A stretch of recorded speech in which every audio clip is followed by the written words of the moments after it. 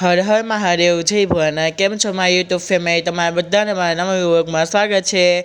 તો જો કાંઈ છે ત્યાં મમ્મીને દીદીને કાંઈ કામ હતું એટલે કે એ લોકો ગયા હતા ને આ કબૂતર હરવાઈ ગયું હતું દોરીમાં પતંગની, તો એ કબૂતર કાઢવા ફાયર બ્રિગેડવાળા આવેલા હતા। ને જો આજે તો આપણે શનિવાર હતો ને તમને બધાને ખબર છે કે શનિવાર હોય તો આપણે હનુમાનજીના મંદિરે જઈએ જ તે, અને આજે જવામાં તો બહુ જ મોડું થઈ ગયેલું હતું।